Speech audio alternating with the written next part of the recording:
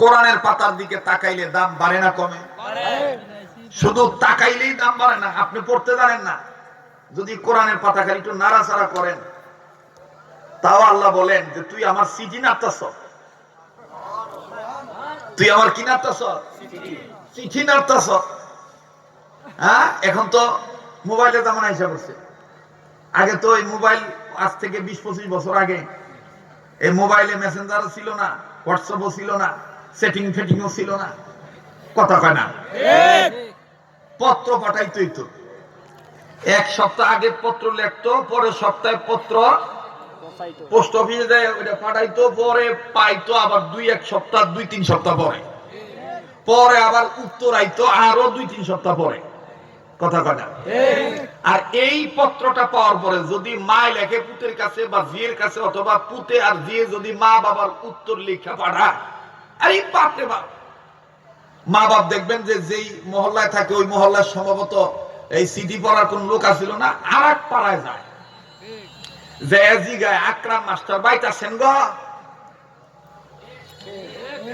কে গো, আমার পুতে একটা চিঠি পাঠাইছে, উত্তর পাঠাইছে, এটা একটু তুমি পড়বা, আমি একটু শুনবো। এই পত্র খোলার পরে খালি লেখছে, পত্রের প্রথমে আমার সালাম গ্রহণ করিবা প্রিয় মা আর বাবা, আসসালামু আলাইকুম। এই খালি এই কথাটা কইছে, মাস্টার কইতেছে, এদিক দিয়ে মা আর বাপ চোখের পানি ছেড়ে কাঁদতাছে, ও বাবা থাক বাবা, আর কম লাগবো না, আর না বাবা আল্লাহ তোরে ভালো রাখুক। হ্যাঁ, এখন মা বাপ চিঠি দিছিল একটা জরুরি বিষয়, যে বাবারে আমার যদি 1,500 টাকা দেশ, তাহলে অমুকের কাছ থেকে একটা জমি, এই যে কোনো একটা প্রয়োজনে, তা আমার এই প্রয়োজনটা মিটে যায়। এখন পোলার প্রথমের ভাষা শুনে মা বাপ করতেছে আর পড়া লাগবো না, আর পড়া লাগবো না, বুঝছি আমার পোলা ভালো নাই, অশান্তিতে আছে, যাগা আমি নতুন করে আবার চিঠি লিখুন, টেয়া দরকার নাই, পোলা ভালো থাক।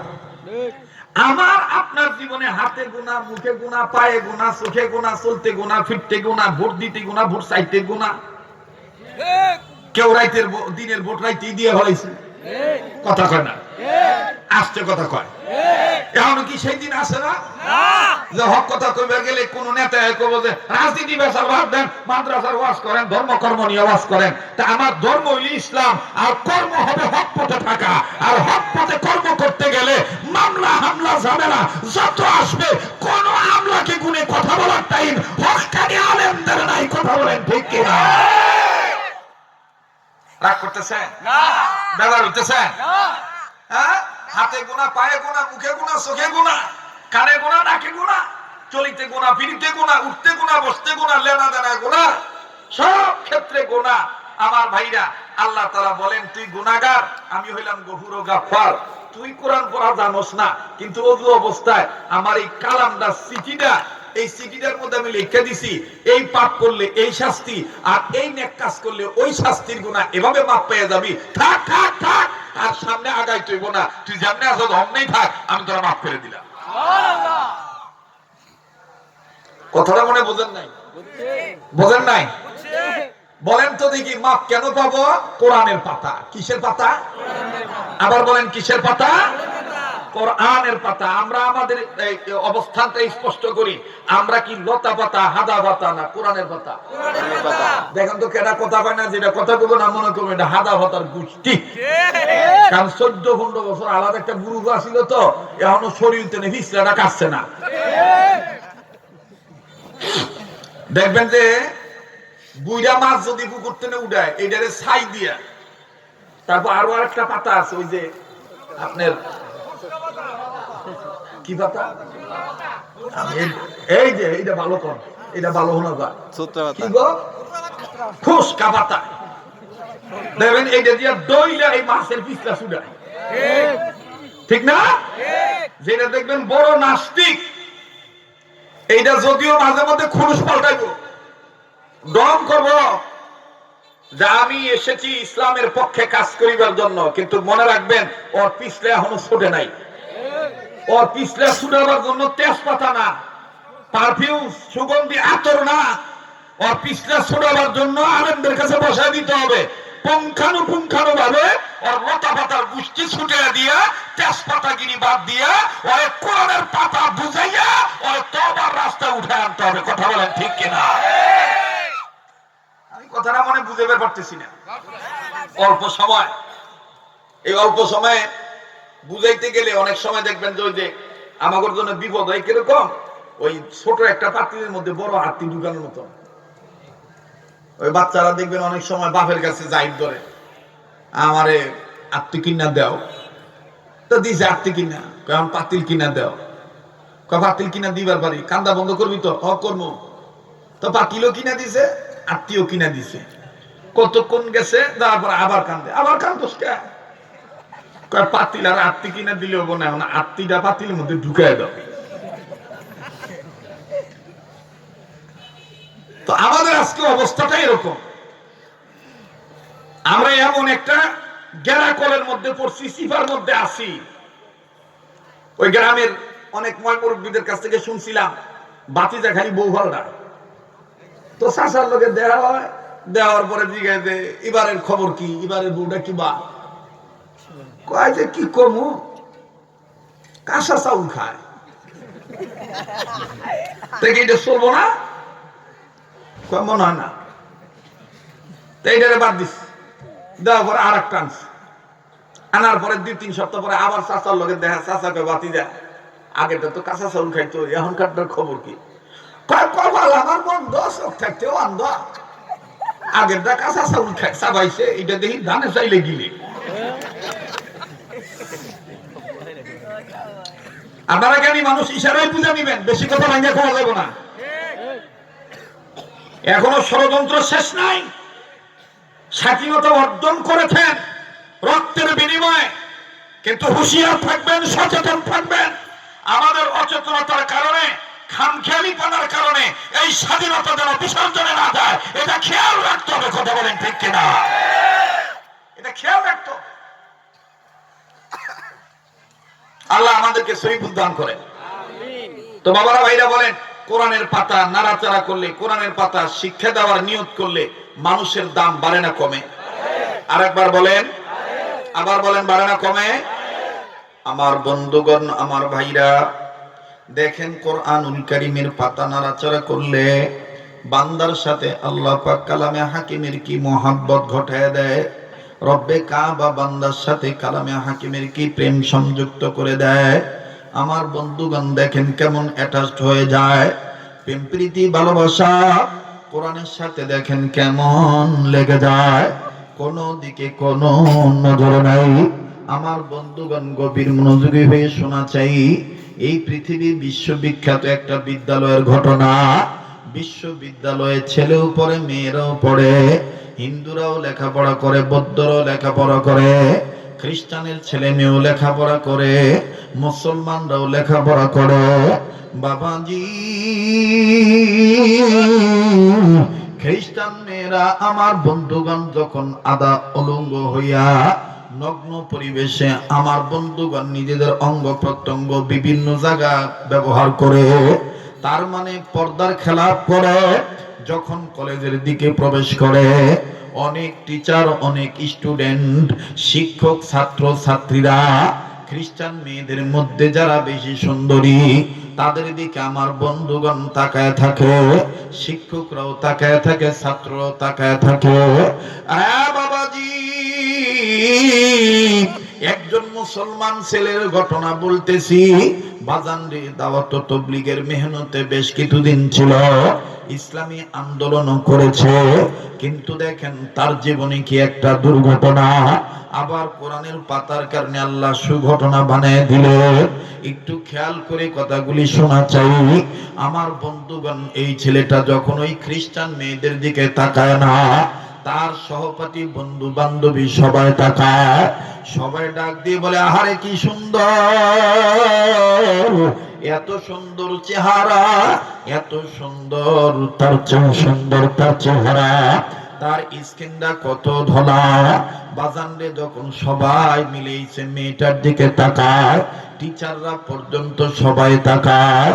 আমার বন্ধুগণ সহপাঠী হামসফর যারা সাথী সঙ্গী ছাত্র ভাই ছিল, এরা এই নামাজি ছেলেটাকে, দিনদার পরেজগার ছেলেটাকে নজর করে দেখে। আমরা যখন মেয়েদের দিকে তাকাই, এই ভাইটা দেখি অন্য দিকে তাকায়, ভাইটা নিচের দিকে তাকায় থাকে।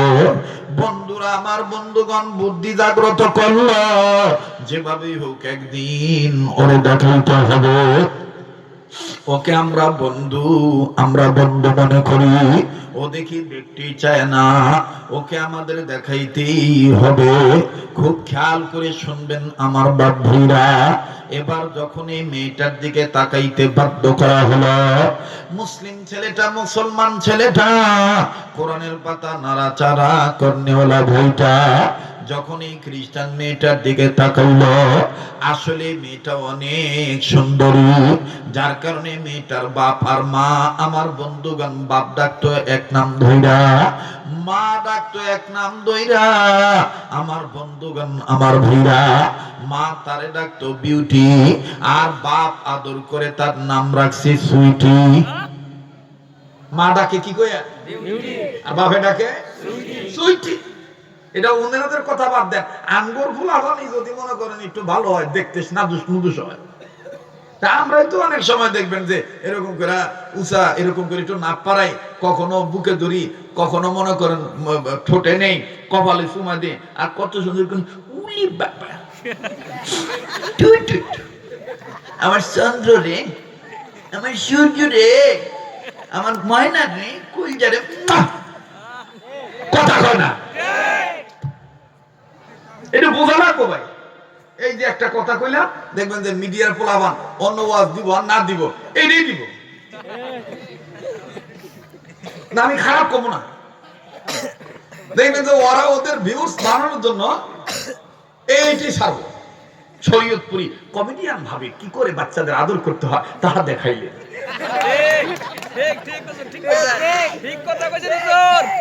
খালি এই এতটুকু ঘটনাটা খালি ছাড়বো, কিন্তু পুরা ঘটনা প্রচার করবো না। আল্লাহ আল্লাহ মিডিয়ার ভাই কর্মীদেরকে সঠিকটা প্রচার করার তৌফিক দান করেন। কথা বুঝাইতে গেলে অনেক এক্সাম্পল, উদাহরণ দিতে হয়, মেসাল দিতে হয়, ঠিক না ভাই? আর আপনারা অনেকে জানেন যে আমি আগে থেকেই একটু খুলুম খোলা কথা বলবো, বাইঙ্গা বাইঙ্গা ওয়াজ বুঝিয়ে দিই। কি চলবো কি চলবো না? পিছনে বাইরে কি ঘুমায় গেছেন নাকি? একটু পিছন থেকে জোরে কোন তো আল্লাহু আকবার, না আওয়াজ কম আসতেছে। আবার পিছনে বাইরে বলেন তো আল্লাহু আকবার। এবার পিছনে বাইরে চুপ থাকেন, সামনের বাইরে বলেন আল্লাহু আকবার। এবার সামনের বাইরে পিছনে বাইরে মিলে জিলে বলেন আল্লাহু আকবার। মুসলমান বন্ধুগণ আমার, সে মেয়েটার চেহারা সুন্দর হওয়ার ফলে মা তাকে আদর করে ডাকে বিউটি, আর বাপে তারে আদর করে ডাকে সুইটি। এই বিউটি এন্ড সুইটি যখন সুন্দর চেহারা নিয়ে কলেজে যায়, সব শিক্ষক এবং স্টুডেন্ট ধর্ম বর্ণ নির্বিশেষে সবাই তার রূপের লাবণ্য, তার সর্জন সৌন্দর্য দেখে, গলা চামড়া দেখে, চাকচিক্যময় পোশাক দেখে সব আমার বন্ধুগণ ওই দিকে তাকায় থাকে। মুসলিম ছেলেটাকে একদিন তাকানোর জন্য বাধ্য করলো। এই নামাজি ছেলেটা বিউটির দিকে তাকাইলো, নামাজি ছেলেটা সুইটির দিকে তাকাইলো। আমার বন্ধুগণ তাকানোর পর বন্ধুরা দেখতেছে, এখন আর চোখ ফিরায় না, ভিন্ন দিকে কোনো খেয়াল করে না। বন্ধুরা ডাক দিই, কয় কিরে ভাইয়া, এতদিন দেখোস না, এখন দিই দেখতে যাইয়া আর আমাগো চিনোস না, ওদিক থেকে চোখ ওই সরাস না, কি ব্যাপার? খুব সুন্দর লাগছে বুঝে। ছেলেটা চোখের পানি দরদর করে ছেড়ে দিয়া কান্দে আর ডাক দিয়ে বলে, বাইরে তোরা যেইটা মনে করছো আসলে সেইটা না, তোরা ভাবছস আমি তার সৌন্দর্য দেখে বিমোহিত হইয়া, মোহিত হইয়া আমি তার সৌন্দর্যের পাগল হইয়া আমি অস্থির হইয়া গেছি, তার সৌন্দর্য দেখে কাঁদবি। না না না, তোরা এতদিন বলছো পৃথিবীতে এরকম সুন্দর নারী মনে হয় নাই। আমি তোদের কথা শুনি আর এই মেয়েটার সৌন্দর্য চেহারা দেখে, চেহারার সৌন্দর্য দেখে কাঁদতেছি। আর আমার আল্লাহর শুকরিয়া আমি আদায় করতেছি, আল্লাহ